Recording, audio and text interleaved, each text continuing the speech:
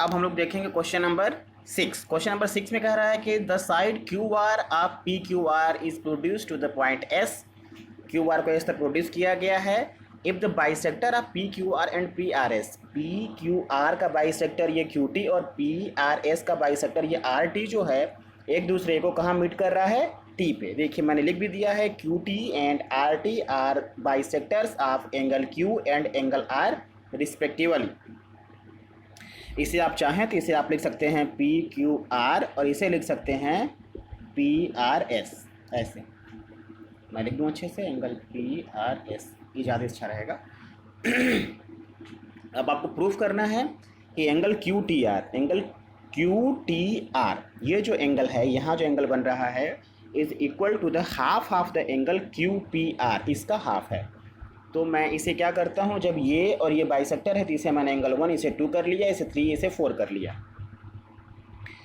अब मैं प्रूफ करना स्टार्ट करता हूँ, फिर वही मैं लगाऊंगा bye exterior angle property. Exterior angle property का यूज करके हम लोग क्वेश्चन सॉल्व करेंगे। यहाँ पे एक्सटीरियर एंगल प्रॉपर्टी अगर मैं यूज करूँ तो पी आर एस ये जो एंगल है ये एंगल इस एंगल और इस एंगल के सम के क्या हो जाएगा, इक्वल हो जाएगा। एक्सटीरियर एंगल प्रॉपर्टी से तो हम लोग लिख सकते हैं angle P R S is equal to angle P plus angle Q. अब मैं दोनों साइड का क्या कर दूंगा, हाफ कर दूंगा। जब मैं हाफ करूंगा तो angle half of angle P R S is equal to, दोनों साइड में हाफ का मल्टीप्लाई, तो 1/2 एंगल पी 1/2 एंगल क्यू। हर जगह मैंने 1/2 का क्या कर दिया, इनटू कर दिया। अब पी आर एस ये जो एंगल है पी आर एस, इसका जब हाफ करेंगे तो चाहे मैं उस पर 3 लिखूँ चाहे 4 लिखूँ, तो मैं यहाँ पे 4 लिखूँगा, 3 नहीं लिखूँगा, 4 लिखूँगा। क्यों लिख रहा हूँ ये आपको अभी समझ में आ जाएगा। एंगल 4 लिख दिया।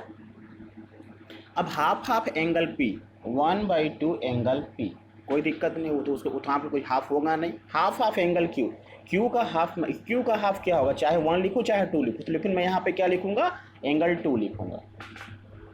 एंगल 2 लिख दिया मैंने। अब आपका ये हो गया इक्वेशन फर्स्ट। अब आप यहाँ पे चाहें तो आप यहाँ लिख सकते थे कि मल्टीप्लाइंग बोथ साइड बाय 1/2, इस तरीके से आप लिख दीजिएगा, मैंने नहीं लिखा है। और फिर से मैं अब एक्सटीरियर एंगल प्रॉपर्टी का यूज करूँगा बाय एक्सटीरियर एंगल प्रॉपर्टी। अब मेरे को एक बात बताइए, ये एंगल, ये जो बाहर का एंगल है यहाँ का, ये एंगल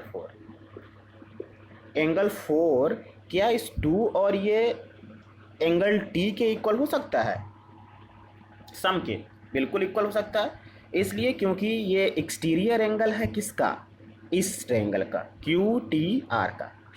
तो हम लिख सकते हैं angle 4 is equal to angle 2 plus angle Q T R, इस तरीके से।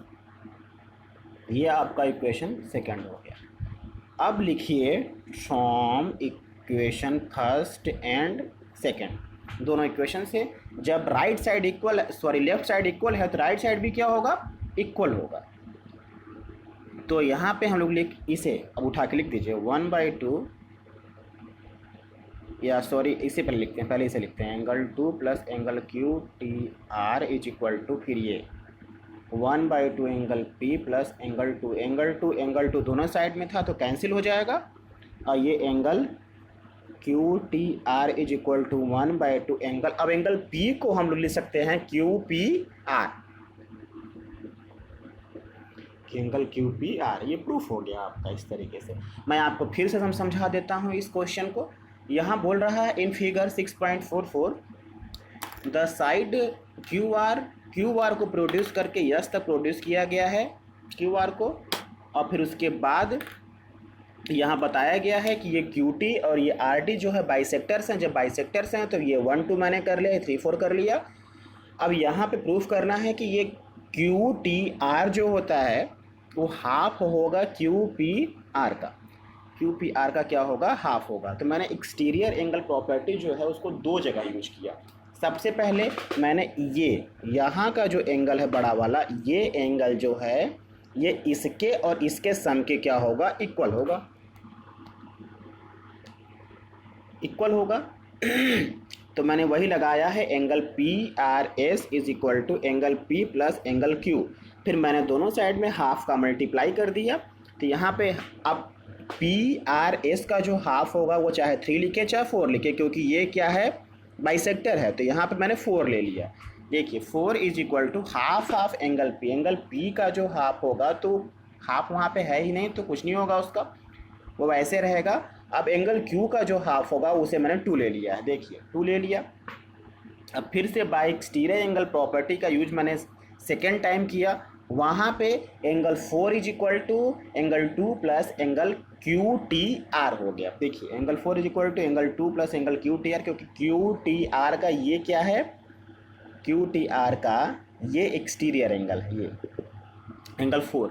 अब देखिए एंगल इक्वेशन फर्स्ट और सेकेंड से जब लेफ्ट साइड इक्वल है तो राइट साइड भी क्या होगा, इक्वल होगा। तो मैंने इसे दो आपस में इक्वल कर दिया, तो दोनों साइड में एंगल 2 है, एंगल 2 कैंसिल हो गया। तो ये क्यू टी आर है जो वो क्यू पी आर के इक्वल हो गया। ये आपका राइट एंगल, ये आपका